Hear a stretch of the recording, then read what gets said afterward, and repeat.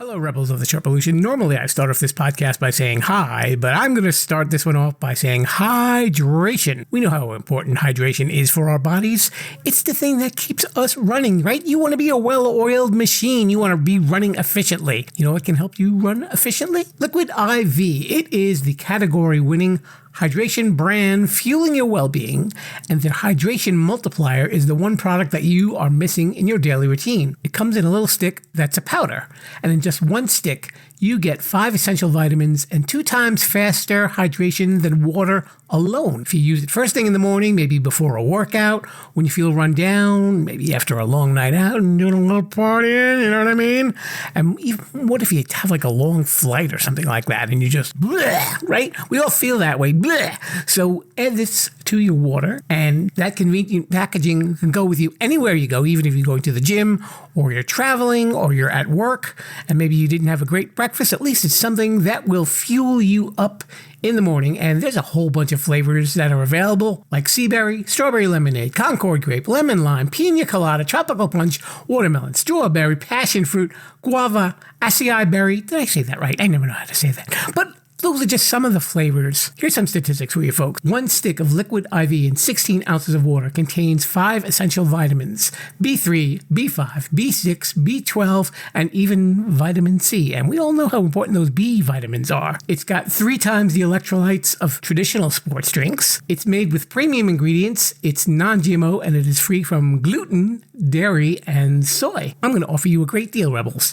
If you go to liquidiv.com and use offer code Sherpa, you can get 20% off of anything that you order on that site when you're shopping for some better hydration. So that's Liquid IV. Check it out at liquidiv.com. Too Many Podcasts is brought to you in cooperation with the SJ Network. If you are a person who would like to appear on podcasts, contact Stephen Joyner at s-j-network.com. We now direct you to the Sherpa Chalet, where we will turn it over to Jim the Podcast Sherpa. How he got this job is anyone's guess. This week on Too Many Podcasts, it's a conversation with Stephen Fisher of the Lifeslices with Stephen Fisher podcast. Steve has enjoyed careers as an actor, journalist, and as a writer for cartoons and numerous soap operas, like Days of Our Lives and General Hospital. Speaking of doctors, I just found out last week that I'm colorblind. Talk about news that came out of the purple. Welcome to Too Many Podcasts, the podcast about podcasts. Now, podcasting from the Sherpa Chalet on Mount Podcastia, here's your host, Jim, the Podcast Sherpa. Hello there, Rebels of the Sherpa Revolution, and welcome to Too Many Podcasts. It is the podcast about podcasts and so much more. It is me, Jim, the Podcast Sherpa, coming to you from Sherpa Studios, high atop beautiful downtown Mount Podcastia, off of the Sherpa Chalet. That's right, we're here, and it's another week getting to know another podcaster, which is what we do here. We talk to podcasters. We talk to everybody on this show. Who are we kidding? Everybody.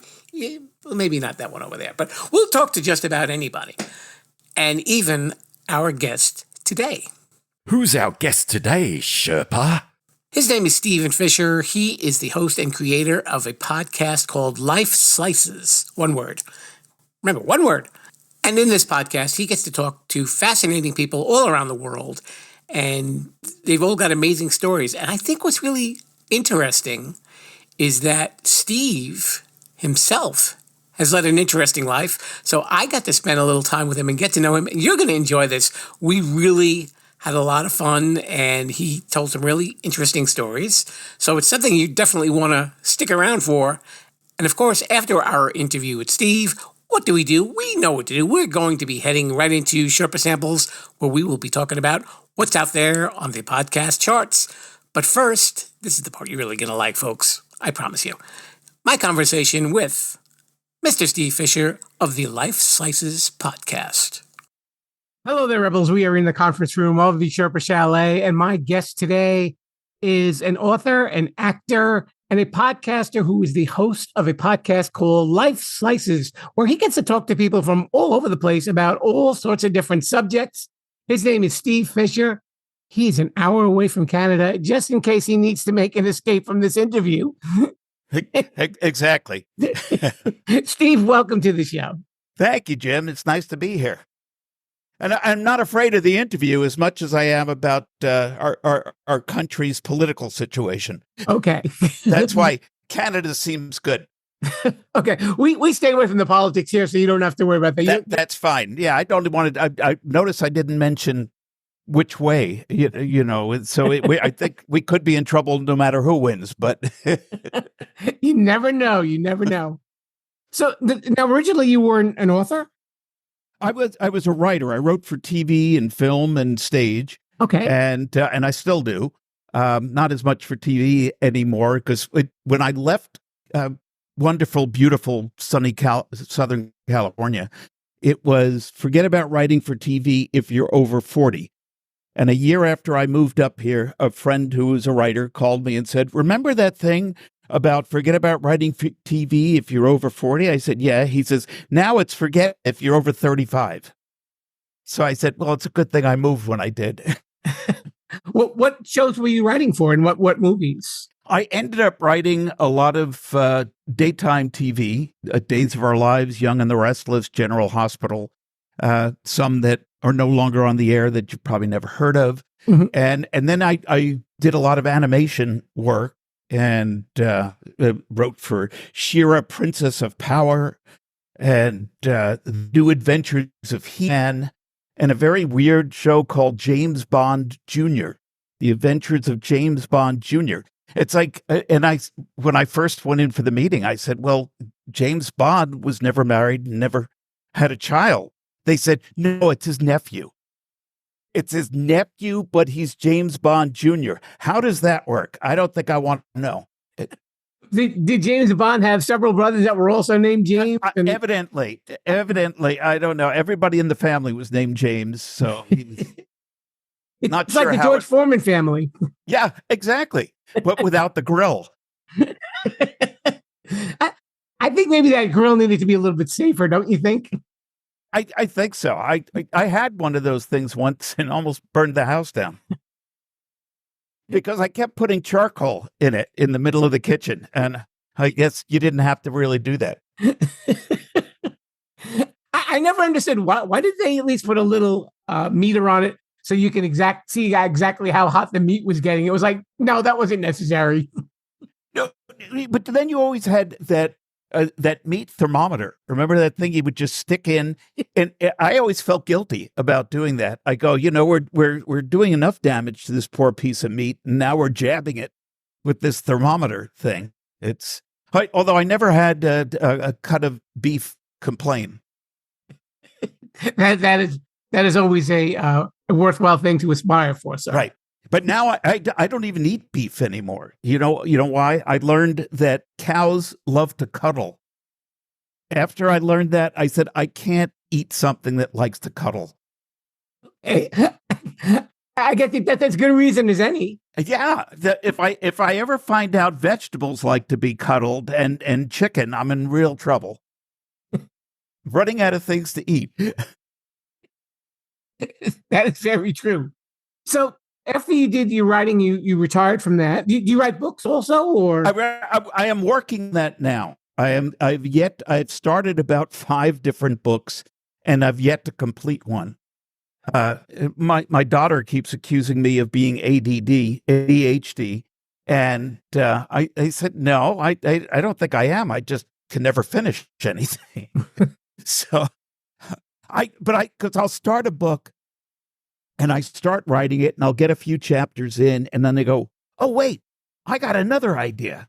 And so I start writing that, and then that takes hold, and I go, oh, wait, now I have another idea. So I have lots of ideas and can't finish anything.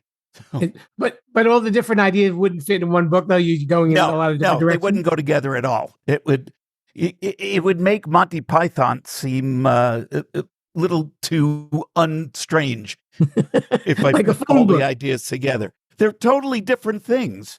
One might be like a romantic fantasy, and then it's like an action adventure thing, and then it's a disaster story. So it's like, well, figure out what you want to write it and write it. And you said that you become an actor later in life after doing all the soap operas and cartoons. I actually started as an actor. Okay. And then I was doing a show back east, and I was the quote unquote star of the show, even though I was a no name nobody. And we played a few towns in Pennsylvania and then brought the show back to New York. And we had like a 2-week layoff between Pennsylvania and New York. And in that time, I got a new script in the mail. That was before the days of computers where they could just email stuff. Right. So I get a new script in the mail and I read it and I said, well, wait a minute. I said, you cut my part. And they said, no, we didn't cut your part. We just built up everyone else around you. I said, well, wait a minute. I was playing a character that was actually Groucho. Okay. It was based on Groucho. So I said, well, I'm doing Groucho marks. I said, I can't be on stage for these long periods of time without doing anything because people will be looking at me to see what's Groucho going to do? What's Groucho going to do? And so I said, either get me off stage or give me something to do. And it was like, no, you don't like it. We'll get someone else to play the part. So I said, well, you know what? I committed to doing it. So I will do it, but I guarantee we'll close in 2 weeks. I said, because you're forcing me to be mugging and stealing the stage from other people to be true to the character. Right.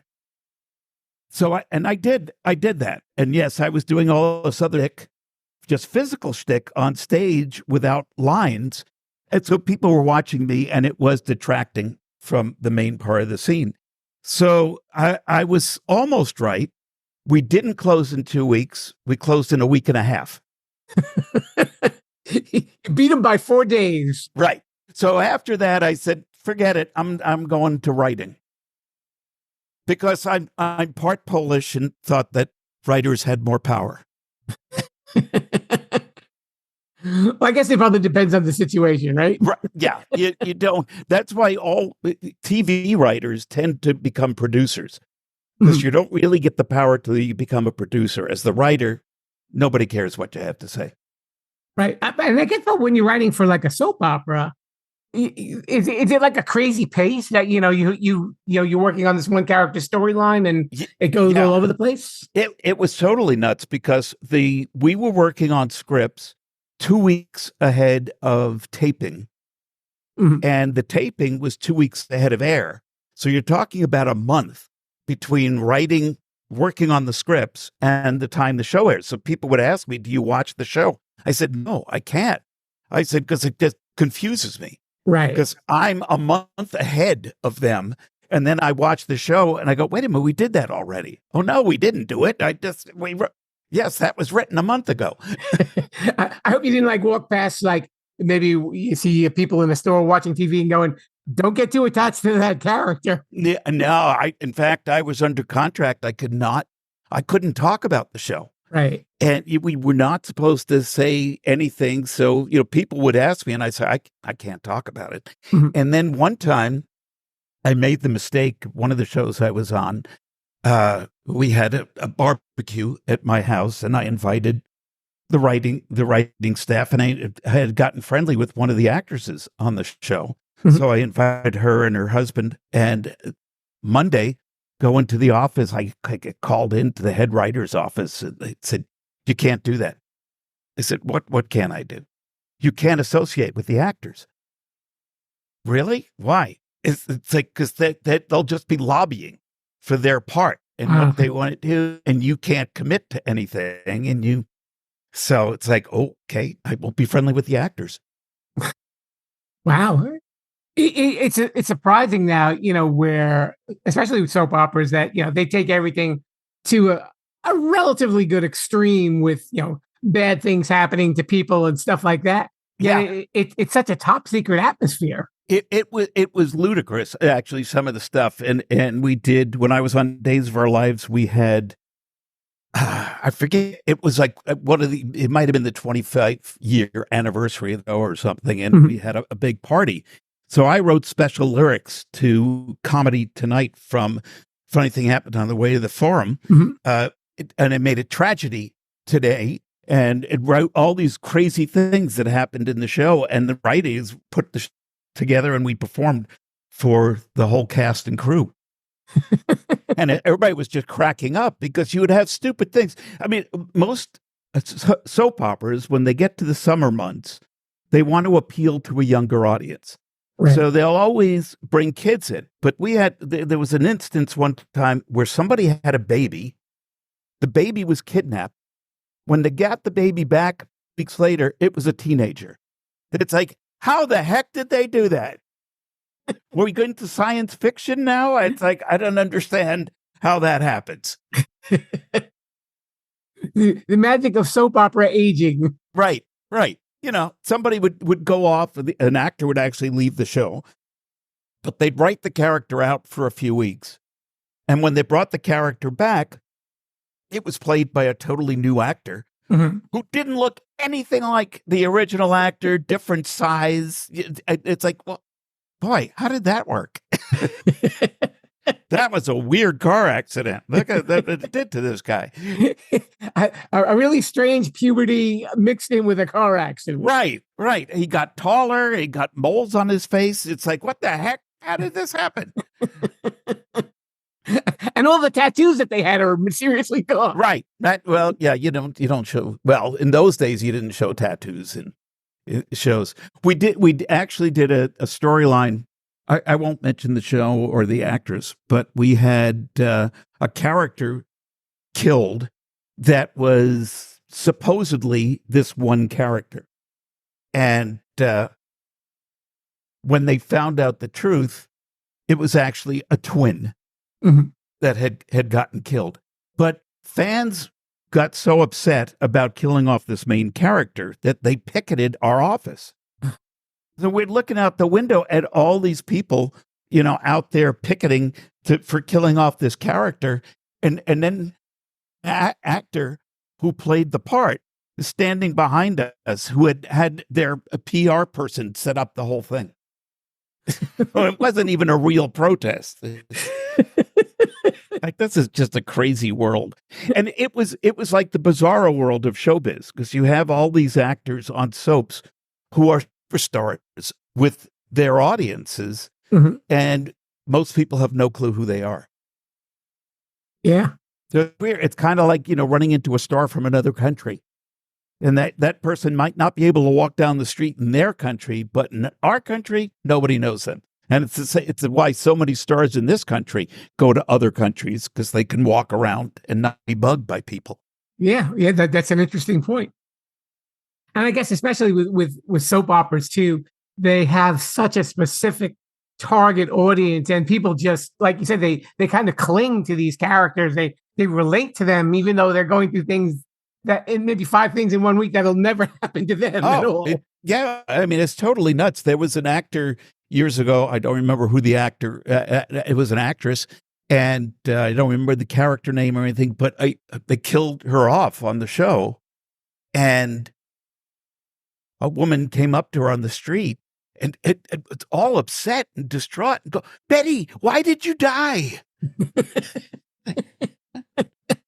And it didn't really.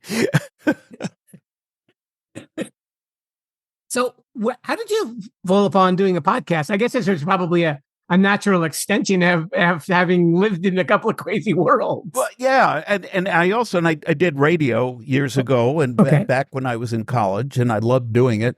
But I didn't go into it. I was offered a couple of jobs when I was leaving college, when I was graduating. And I said, no, I don't really want to do radio. I want to go to Broadway and become a star on Broadway. And that didn't quite work out. And then I went to work for in television, and that didn't work out. And then I ended up here as a journalist, and that worked out for a number of years. But I really loved interviewing people. Okay. And I left that when I retired from that job. I said, I still like doing the work. And when podcasting came in, I said, oh, it's a way to do radio without having to do it professionally, and being able to just do it on my own out of my home studio. And at first, a friend and I from our acting days teamed up and we did a podcast called Old Guys Bitching, where we would just, each episode would sit and talk about events of the day and bitch about them. And we used to joke about our fan being only one, and I'm not sure who that fan was, but then unfortunately my partner on that passed away before we could do a second season of it, and I tried it with another partner, and it just I'm not doing anything. I really don't like this. I don't want to just sit around complaining about what other people are doing. And then I was talking to a friend, and they said, well, you did all these great interviews. I worked on a magazine, and they said, you did all these great interviews. Why don't you do that? So I said, yeah, and I don't have to worry about when a partner is available or what they want to do or trying to steal the microphone or anything like that. And I said, I'm going to try that. So I started interviewing people like I did for the magazine. I started with a couple of people I had interviewed for the magazine. And I said, want to do this podcast. And it worked out really well. And I enjoyed doing it. And it was a good reaction to it. And my fan base doubled, at least, from one fan to two. So that's what I'm working on, getting that number up. I'm significantly higher now, but as long as they're able to press the start button, you can only go up, right, Steve? Right, exactly. I said, and I said, well, look, I said, I think the show could really take off sometime in the future. So I might be long gone by then, but future audiences are going to love it. At what crazy people did way back then. And you've done quite a few shows already. Yeah, we have, I don't know the exact count. I think I'm closing in on 100 or just over 100. Mm-hmm. It is kind of like an audio legacy that you leave behind. Yeah. It's not going anywhere, and radio waves, for all I know, I'm a huge hit in Alpha Centauri. You never know. I could be. I haven't gotten any fan mail yet, but I keep hoping. I purposely bought a house with a big backyard so spaceships can land back there. Just in case they want to have a word with you, right? I would. That's I want to be the first podcast host to have an interview with an alien. That is true, though. When you think about it, though, I mean, you get these moments in time that are captured, and and they're out in sonic waves, and if there is life on other planets, and they come across these things, and they'd be like, "What is this?" Right. They may learn from our podcast what our society is like, and I guess we should be scared of which podcast they're listening to. Because they might think there's nothing but crime on that planet. It's true crime.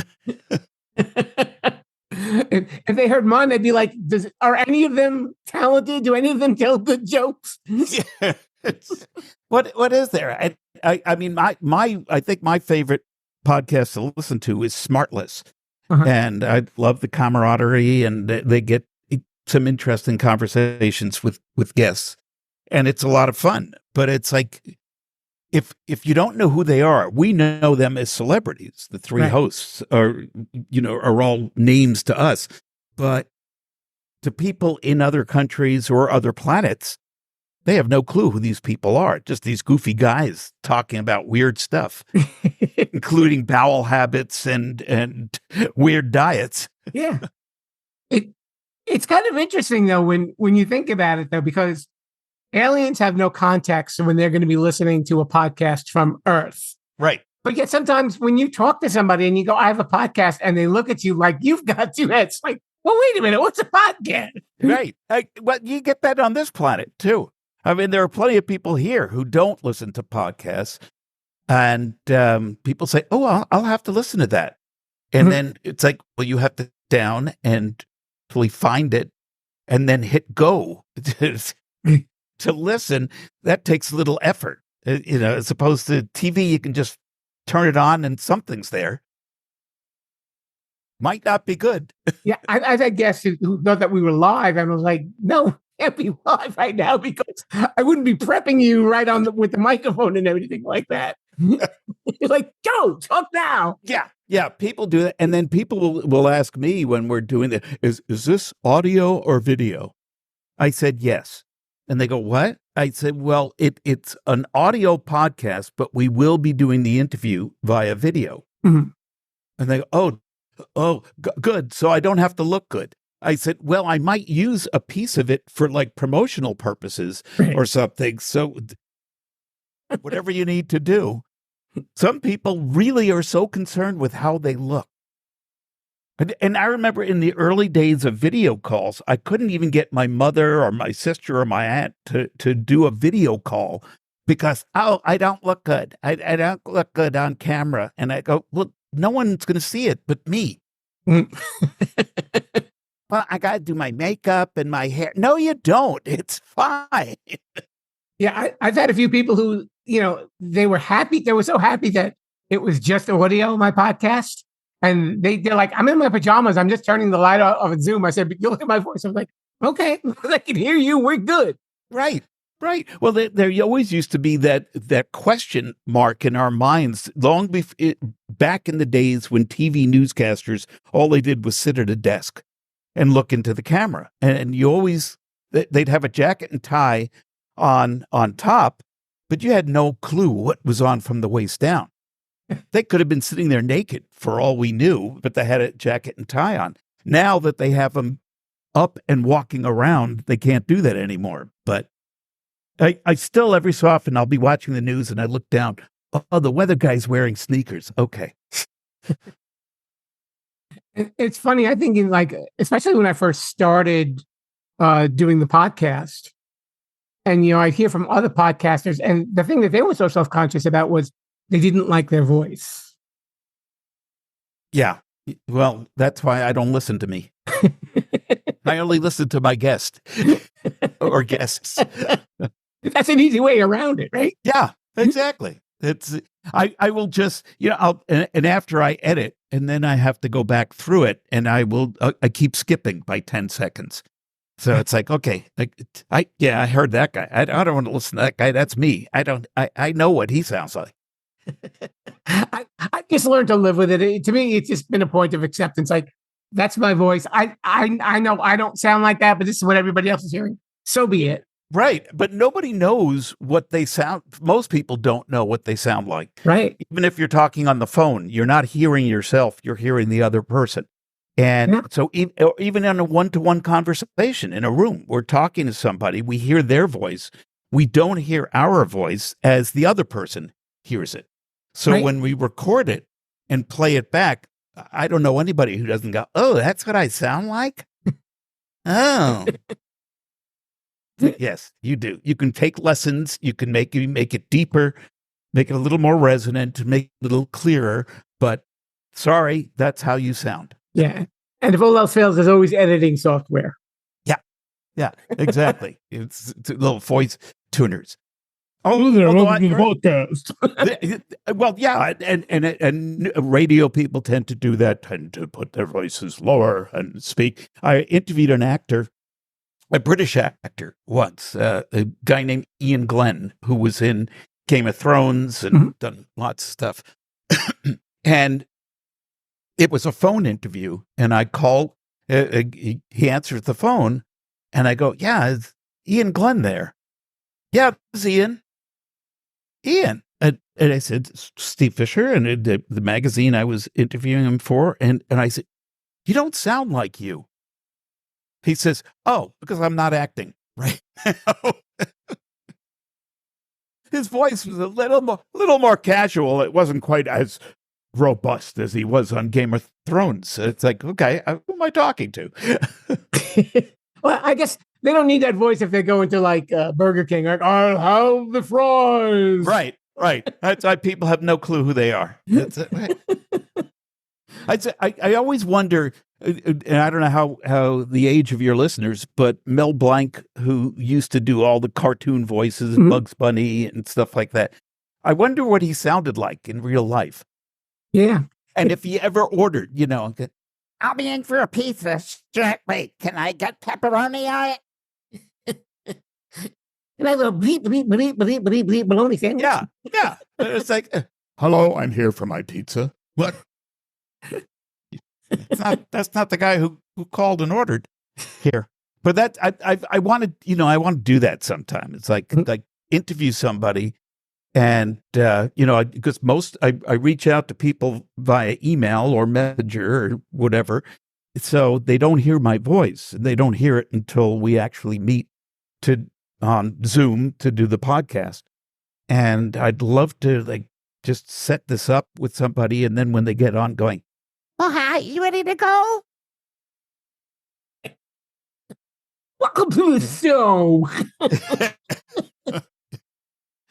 yeah. So I don't know. I've been tempted to do that on dates too. After you find somebody, you make a date on online dating, and then you meet in a coffee shop. And I'm so glad you could come out today. But I have enough trouble getting dates. I'm not going to try that. Not Gilded Lily. Is that what they? Is that what they said? I think Gilded Lily was my prom date, actually. Okay. So when you're not doing Lifeslices and you're not talking to fascinating people, what else are you listening to apart from Smartless?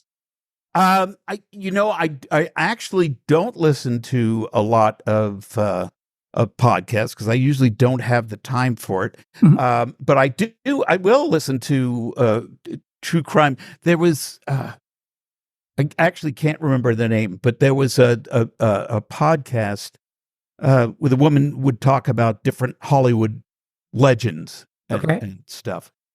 And I listened to it for a while, and then I said, I can't listen to this. And the person who had recommended it to me said, why not? It's fascinating stuff. I said, because their research is a little dicey, and they are saying things that I know are not true or not accurate. And that would annoy me. Okay. But I do like personality stuff. I do like, you talk about monsters and things that go bump in the night, and I got to live with that. Okay. Nice and easy, right? You don't have to worry about facts and anything like that. I don't know what and I've been on a tear lately watching. There's a channel on. I don't have cable TV or anything. I just have streaming, and there's a channel that keeps playing the old Universal horror movies. So I've been House of Frankenstein, House of Dracula, and I've been watching, all these things over and over. And I love monster movies as a kid, and I love that stuff now. Cool. So we have a portion of the show, and it is called Shameless Self-Promotion. And this is where you can let everybody know where they can catch you on Lifeslices, or if you're out on the fun social media thing. Shameless self-promotion. Shameless self-promotion. Lifeslices with Steve Fisher. You got to put the name in because there's another Lifeslices out there that's a couple of Indian guys talking about yoga or something. I don't know what it is. But so Lifeslices with Steve Fisher can be found anywhere you find fine podcasts. Okay. And even some not so fine podcasts. I always tell people the podcast app you love and the ones you hate. Yes, exactly. It's like, but listen to mine. I think you'll like it. The trick is getting people to listen to it the first time, especially people who know me. Go, well, I know you. It's like I said, but that's not what I'm doing. I'm not just doing shtick. I'm talking to really interesting people. I said, you might actually learn something. I interviewed a guy named Rory Brannon, who was the head of the continuing education at the University of Washington.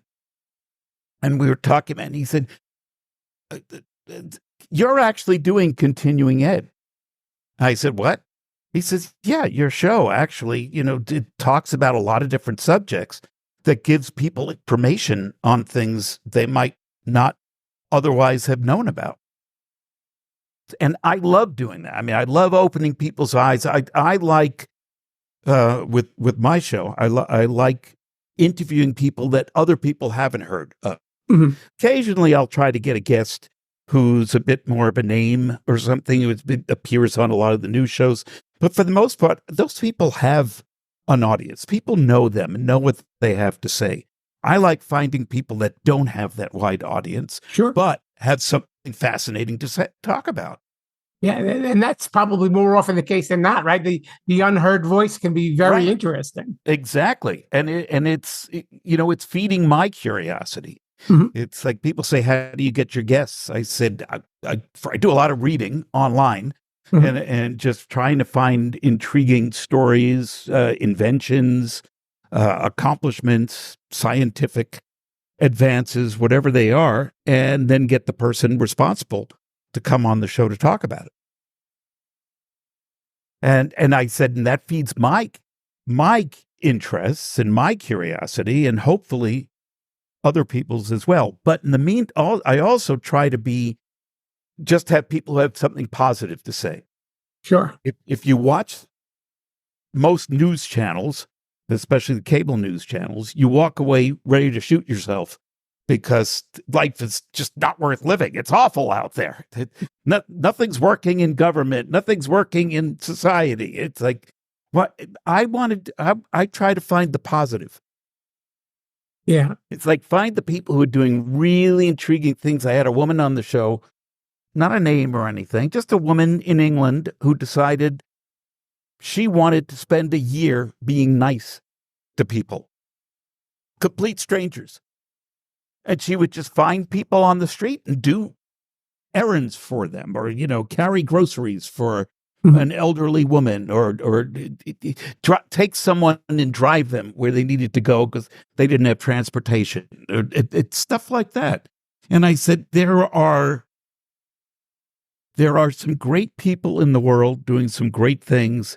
They just have lousy press. Yeah. That So is very true. People are not hearing these stories of these people doing great things unless they listen to Lifeslices. There you go.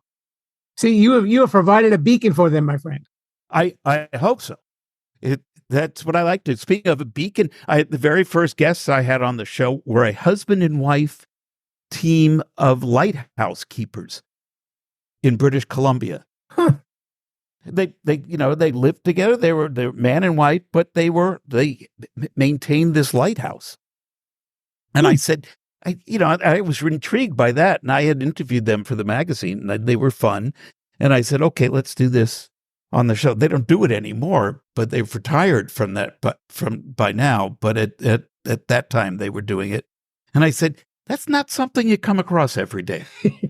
That is true. It's like, we live on just this little rock and do all this stuff. It's like, wow, you really have to have a good relationship to do that.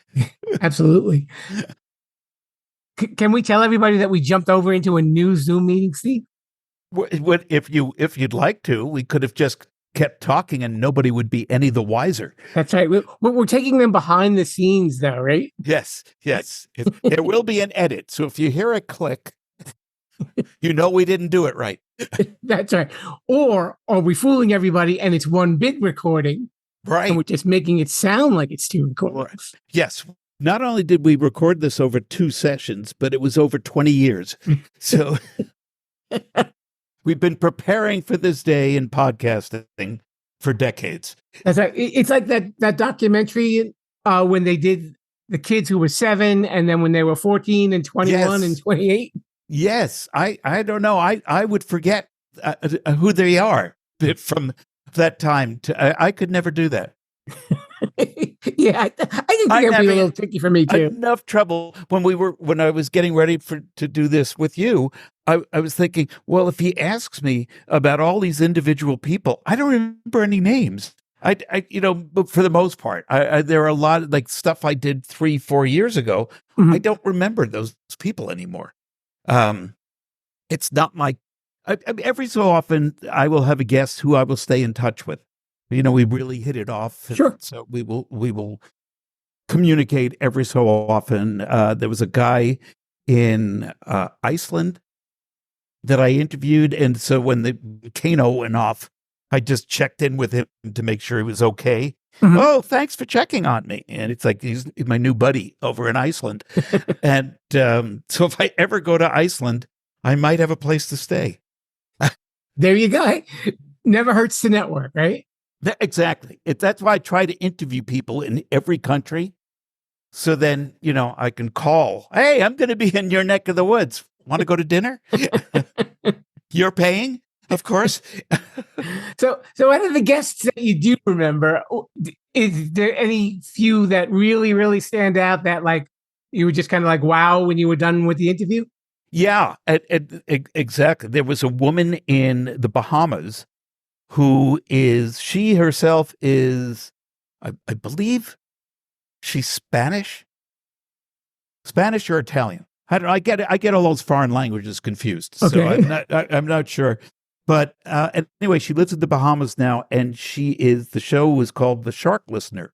She swims with sharks. And she actually has befriended, now, not great whites, but a smaller species of sharks. And she's actually named them. And she goes down, and they come up to her and want to be petted. These adorable sharks. I mean, she doesn't recommend it. She also takes people on dives to go see these sharks. And she's not in a cage or anything like that. She's swimming. No, she has done the cage stuff, but she just goes and swims amongst, I don't remember the kind of shark they are, but like I said, she wouldn't try it with a great white. Yeah. Probably a good life suggestion. But that's the problem, is sharks in general have a bad reputation because of Jaws. Right. And after the movie Jaws, everybody thought sharks were just these evil creatures that just went around eating people.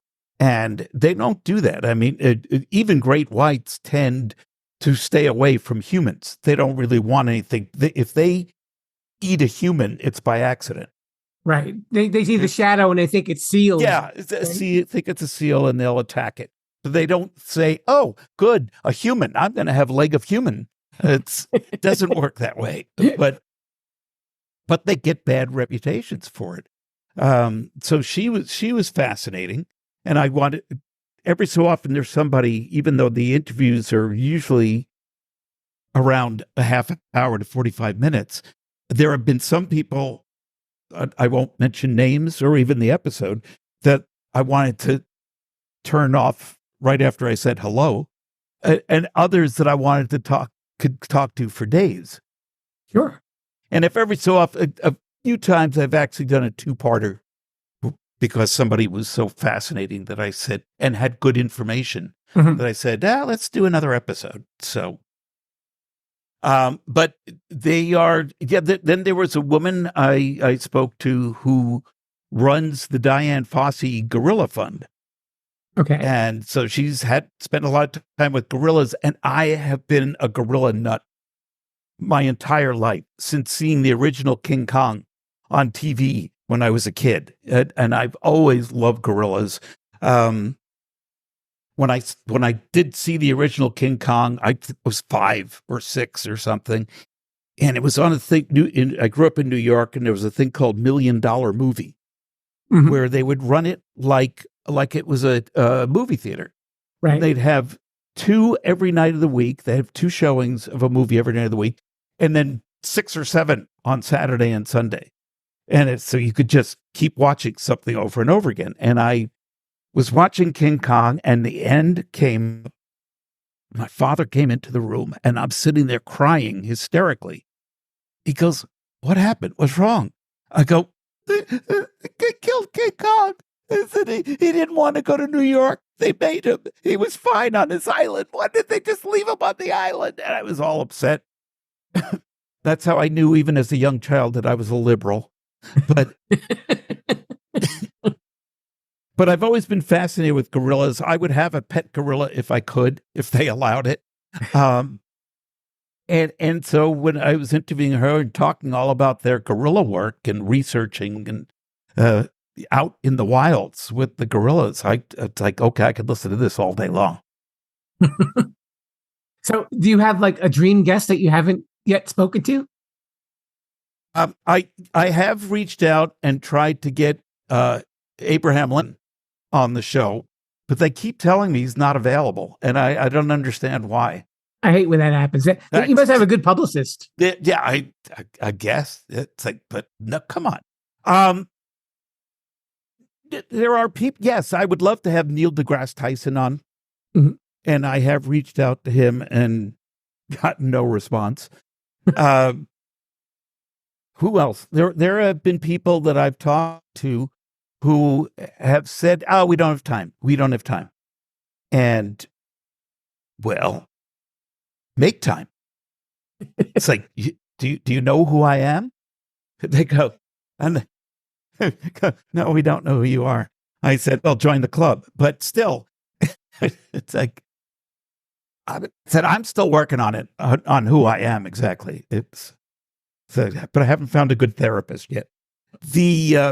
I would like, there was a woman I reached out to and have not heard back from, who just her situation fascinates me. First, she's a female rabbi. Okay. And secondly, she's Black. So a Black female rabbi. And I wanted to do a show about being Jewish today and what you have to deal with, and talking about anti-Semitism and how to avoid it and how to deal with it and stuff. And I thought she would really be a fascinating guest because she's battling on two fronts. Sure. Or three, if you consider that she's a woman, she's African-American, and she's Jewish. It's like, you got to be a glutton for punishment to do that. Or an ironclad will. Yes. It's like, what the heck? So, Sammy, I don't know if I can tell us, you can edit it out if it's not appropriate, but Sammy Davis Jr. used to tell a joke where he said he was down south and he was on a bus. He gets on the bus and he sits down right in the front, and the bus driver says, "Hey, N-word, get to the back of the bus." He says, "I'm not a N-word." He says, "I'm Jewish." And the bus driver says, "In that case, get off the bus." Just stuff that's always had to been dealt with, that I thought we were beyond it, but evidently not. Yeah. Sad but true. No, there would be people. There are some people in the public eye who are big names that I would like to talk to. But it's hard to find them, especially like old movie stars. I feel their story is disappearing.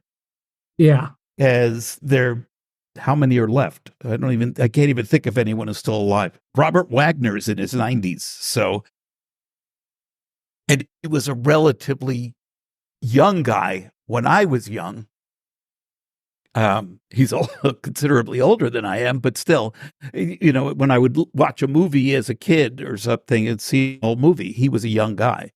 Sure. And a lot of the old Hollywood people, old Broadway people, I would love to talk to those people. Yeah, and you always know that they've got a bunch of stories up their sleeve that right. They've probably never told to anybody. Yeah.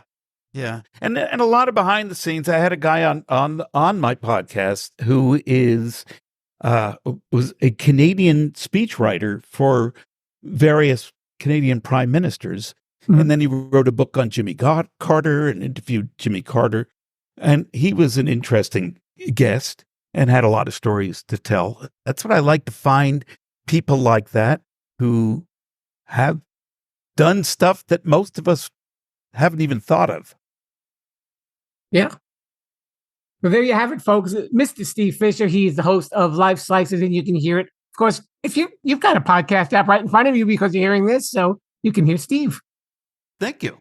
Thanks so much for coming on the show, Steve. Thank you, Jim. Now it's time for Sherpa Samples. If you've got a podcast you'd like us to sample, contact us and we'll mention your name on the show.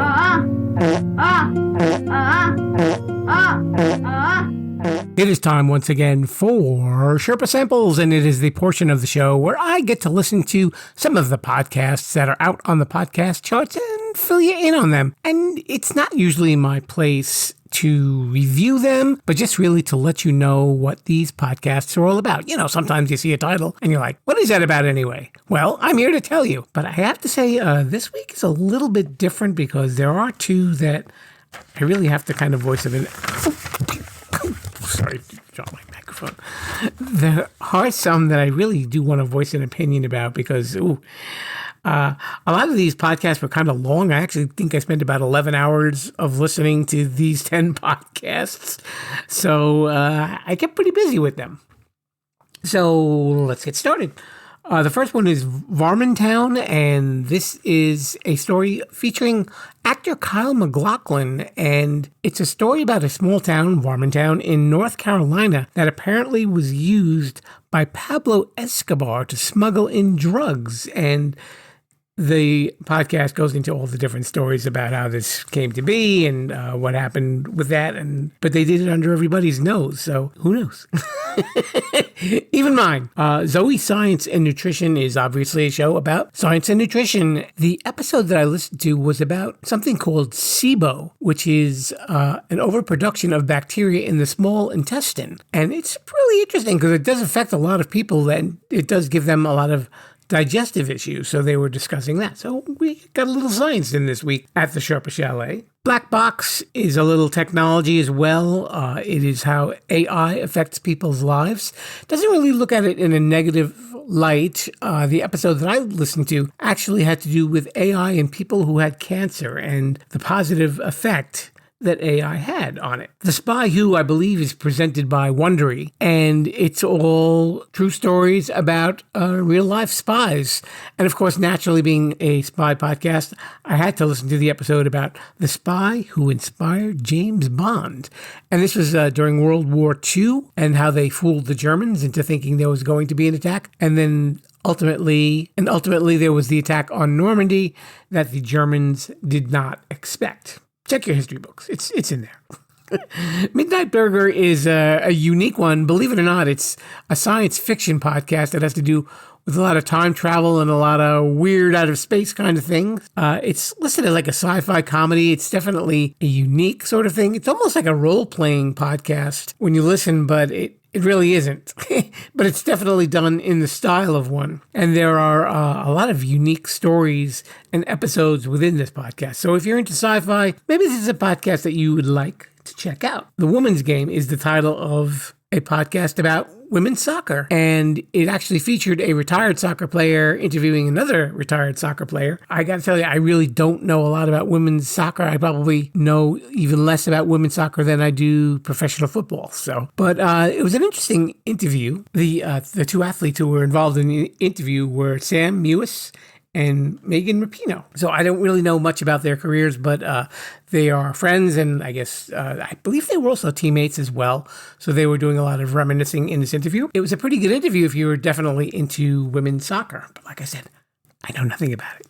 So please don't ask me about women's soccer. And we also heard Cornette's Drive-Thru.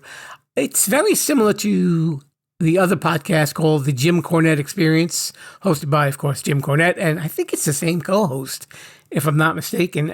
Their episodes tend to run long. He's kind of like, I believe I said it the last time too, like the Joe Rogan of wrestling podcasts.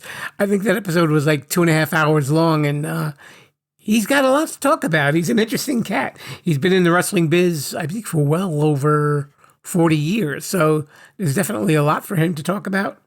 And if you're a fan, then check it out. So now the two that I had a little bit of a problem with. The first one is Pop Apologists, and it is hosted by two women. And I guess it's like a gossip show. And, you know, I have nothing against gossip shows or even the people who listen to gossip shows. If you like that, you know, that's fine. I know that some people feel that, well, gossip is a form of entertainment. And if that's the way that you think you need to be entertained, then hey, go ahead and live your life. But this episode was, I don't know, it was a little bothersome to me. They were talking about where is Kate Middleton, and we're going to go under the assumption and give them the benefit of the doubt that this was recorded a number of weeks before the princess announced that she had cancer. And they were just really spouting out all this gossip, and a lot of it was about Prince William cheating and all these other weird theories and stuff like that. I mean, I even see things online that when Princess Kate addressed the public about her condition, people were like, it's a conspiracy theory, it's not really her, blah, blah, blah. It's like, this is a woman who's going through a lot right now. I don't really know a lot about her personally, but I've really never heard a lot of bad things about her. And, she is a wife and a mother to several small children. Just maybe cut her some grace. Maybe they should apologize for putting out this episode instead of wishing the princess well instead. I hope that Kate does feel better. And here at the Sherpa Chalet, we wish her the best in all of her recovery. So we also had Canceled with Tana Mongeau, and it's hosted by Tana Mongeau and Brooke Schofield. And I guess they're big TikTokers or Instagram people. I guess they're influencers. This is like a classic example of the issues that I have with influencers, to be honest with you. I don't hate them. I just kind of question, why? That's my question. Now, a while back, we had Deanne Gustafson on, and she's an influencer, and she's a friend, and she's a great podcaster, and a super nice lady. And even she admitted that, some of these influencers have a bit of a ego issue. And I think these two women thought who they were, and I honestly didn't have a clue as to who either one of them were. And, some of the things that they were saying, they didn't know that Joan Rivers died. They didn't know that Stephen Hawking had died. They thought that the singer Tracy Chapman was a man originally before even seeing her. I was losing brain cells listening to this podcast, and it was an hour and a half long. So, Rebels, if I'm a little dopey by the time this episode ends, please, send in some money and maybe I can buy some new brain cells. And the last one was Free with Ads. I like this one. A lot of podcasts are out there talking about the TV shows and movies that are on the streaming services, but this podcast featured two comics talking about the movies that you can watch for free on certain streaming services. And the first one, and the movie that they talked about was He's Not That Into You, which I think was a number of years ago. And, they didn't like it. That's a spoiler alert. And they're just really tearing it apart. And they were funny. It was a little raunchy, but it was cute. So, and it was a clever idea, too. I guess that would probably be the pick of the week if you want to check that out. And you know what else is free with ads, Rebels? The outro. Let's get back to the Sherpa. Sorry about that. No! Thanks to all of you for spending a little time listening to Too Many Podcasts, and a very special thanks to Mr. Steve Fisher. And be sure to check out his podcast, Lifeslices, on podcast apps everywhere. And there's definitely a lot of interesting stuff on that show. I'm sure that you will enjoy it. And if you like that social media thing, yeah, I'm on there. Sherpolution is the word that you need. And I'm on Facebook, Instagram, X, and even TikTok with my little silly promotional videos. Hope you check them out and have a laugh or two on me. It's all on me. There's the laugh that I have. I don't know. And we will be back next week with, of course, another wonderful episode. Hope you will enjoy it.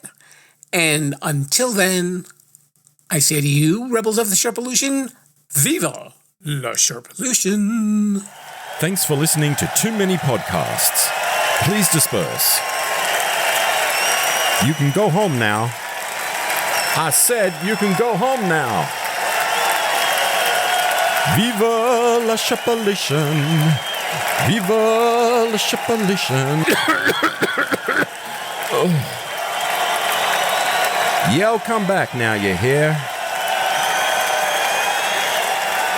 You know, Rebels, if you've been checking out some of my promotional ads on social media, you will be aware that I have been using a lot of AI programs to help me create ads. But you know what? There's a lot more uses for AI than just funny little videos. And I'd like to introduce one of our new sponsors, Podium. It is a leader in creating AI tools for podcasters. Now, let's say you've got a podcast, or maybe you're even thinking of doing a podcast. You're probably wondering, well, how can AI be integrated with your workflow? I'll tell you about Podium. As a podcaster, you know that writing show notes and creating chapters and transcribing episodes takes a lot of time, and it can cost you a lot of money too. But you know what? That's where Podium comes in. It's an AI tool designed specifically for creators and podcasters with the goal of making post-production tasks quick and easy. And in just a few minutes, Podium generates show notes, chapters, summaries, clips for social media, a full transcript, suggested episode titles, social media posts, and more. Whew, that's a lot of work for one little program. Your show notes are key to your podcast's success because it helps